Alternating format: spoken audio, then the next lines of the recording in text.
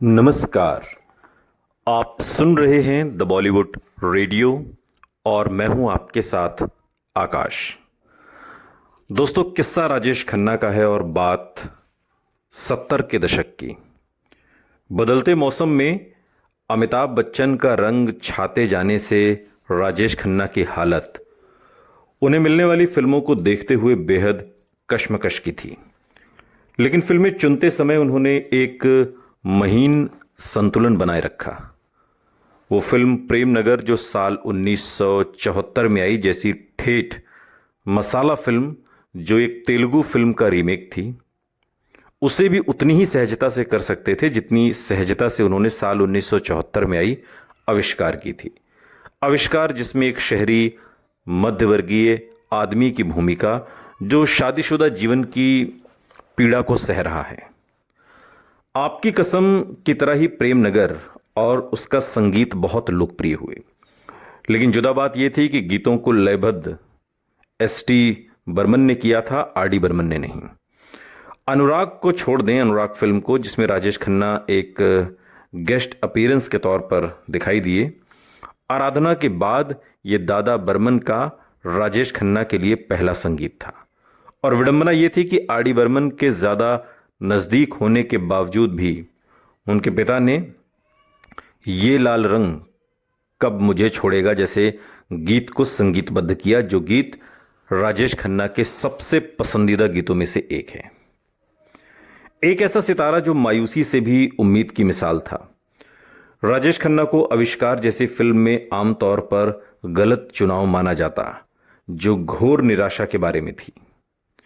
आविष्कार शहरी शादीशुदा जिंदगी पर बासु चटर्जी की त्रयी का दूसरा हिस्सा अनुभव, जो 1971 के बाद आई थी और पूरी तरह से उस घर में फिल्माई गई जिसमें निर्देशक और उस समय उनकी बीवी रिंकी रहते थे। बासु संजीव कुमार को ही फिल्म में लेते, जिनके साथ वो फिल्मी और असल जिंदगी में भी बहुत सहज महसूस करते थे। अगर शर्मिला टैगोर ने न सिर्फ राजेश खन्ना का नाम सुझाया होता बल्कि उन्हें राजी भी कर लिया होता। बासु को हैरान करते हुए रिंकी भट्टाचार्य, जिसने आविष्कार के लिए पोशाकें तैयार की थीं, उनके अनुसार बासु राजेश खन्ना जैसे बड़े सितारे को लेने के बारे में सोचते भी नहीं। लेकिन एक बार हां कर देने के बाद राजेश खन्ना ने अपने व्यवहार और जोश से सबको हैरान कर दिया।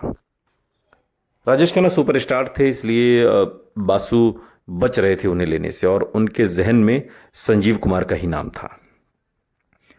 लेकिन जिस ढंग से राजेश खन्ना और शर्मिला टैगोर ने अपने किरदारों में खुद को खुलकर जाहिर किया, उसी ने फिल्म को इतना वास्तविक और मार्मिक बना दिया।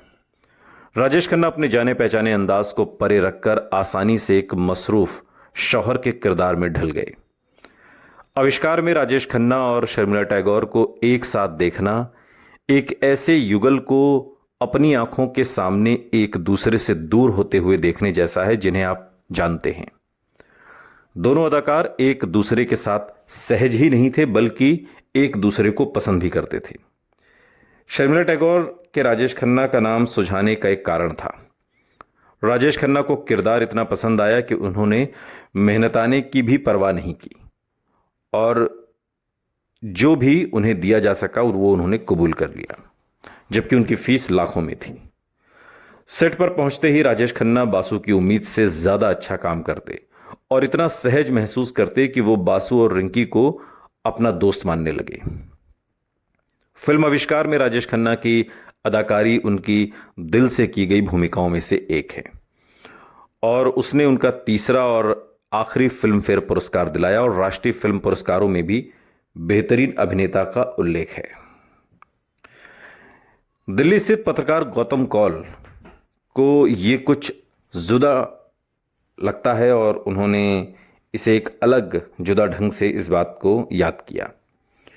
कौल, जिनका दावा है कि वो बासु को इतनी अच्छी तरह से जानता था कि दोस्त कह सके, और 2012 में राजेश खन्ना के स्वर्गवास के बाद एक लेख में लिखा कि आविष्कार राजेश खन्ना और बासु के दरमियान एक समझौता था, उन तमाम परेशानी के लिए जो राजेश खन्ना ने बासु को उनकी फिल्म डाकू जो साल 1975 में आई थी इसके लिए दी थी। कौल ने लिखा कि अंजू महेंद्रू से रिश्ता टूटने के बाद ठुकराए हुए राजेश खन्ना ने डाकू जिसमें कदाचित अंजू महेंद्रू थीं उसके सारे प्रिंट और नेगेटिव खरीद लिए थे ताकि फिल्म दिन की रोशनी में न देख पाए। और इस लेखक के साथ मुलाकात में पहले पुलिस अफसर रह चुके कौल ने कहा कि राजेश खन्ना अपनी भूतपूर्व प्रेमिका की तरफ बदले की भावना से भरे हुए थे। अब निर्माता को उसी की कीमत चुकाने के लिए आविष्कार में वो काम करने के लिए राजी हुए थे। रिंकी को यह घटना बिल्कुल याद नहीं, दरअसल उसे कौल ही याद नहीं जो उन लोगों में शामिल था जिन्होंने डाकू फिल्म के लिए टैक्स की छूट की मांग की थी जो अमृता प्रीतम की एक किताब पर आधारित थी। उसमें आलेख में जो कहा उसे तो छोड़ ही दो। कबीर बेदी जो डाकू में थे उनका कहना है कि कौल इस फिल्म को किसी और फिल्म के साथ गडमड कर रहा था। रिंकी को याद है कि कैसे 50 दिन के कार्यक्रम के दौरान जो कुछ सालों में फैला था, राजेश खन्ना सहयोग का साकार रूप थे। तारीखों के टकराव के अलावा राजेश खन्ना की तरफ से और कोई परेशानी नहीं हुई। उनका कहना है कि उन्होंने ये भी जोड़ा कि राजेश खन्ना ने कभी अपनी धाक नहीं जमाई। और असल में तो रिंकी का ये कहना कि शर्मिला टैगोर जो उनकी करीबी दोस्त थीं, उन्होंने राजेश खन्ना के मुकाबले पैसा भी लिया और ज़्यादा पैसा भी लिया और मददगार भी वो कम रही। राजेश खन्ना को पूरी व्यवस्था इतनी करीब और सहज लगी कि जैसे घर जैसा महसूस हुआ। हो सकता है कि बासु की तरह वो अपनी असल जिंदगी की परेशानियों के इजहार की तलाश में थे। राजेश खन्ना भी अपने लिए कुछ जवाब शायद ढूंढ रहे हों। जिन दिनों आविष्कार की शूटिंग चल रही थी, राजेश खन्ना अभी अंजू महेंद्रू से मिलते रहते थे।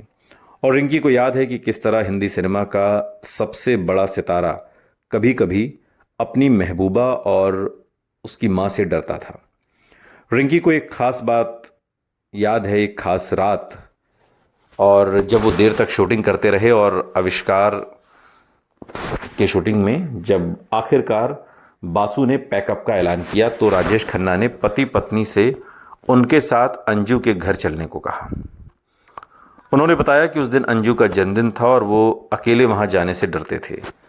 रिंकी के अनुसार वर्सोवा में अंजू का घर, जहां उस वक्त आबादी बहुत कम थी, उस इलाके के चंद एक घरों में से एक था और उस पर पूरी तरह से राजेश खन्ना का पैसा लगा था। वो राजेश खन्ना का ही बंगला था जो उन्होंने अंजू महेंद्रू को दिया था। रिंकी याद करती हैं उस इंटरव्यू में कि उसने किनारे रहकर सब कुछ देखा है और जब अचानक राजेश खन्ना ने डिंपल से शादी कर ली तो उसे भी अंजू ने सहा अकेले। और इस तरीके से राजेश खन्ना और अंजू महेंद्रू दोनों कहीं ना कहीं एक दूसरे से अलग तो हो गए थे लेकिन एक दूसरे से जुड़े हुए भी थे। राजेश खन्ना एक तरीके से कहा जाए तो अंजू महेंद्रू से कभी अलग हुए ही नहीं।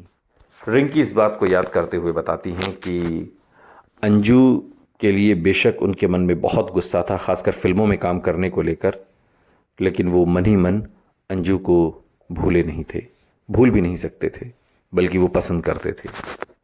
सुनते रहिए द बॉलीवुड रेडियो, सुनता है सारा इंडिया।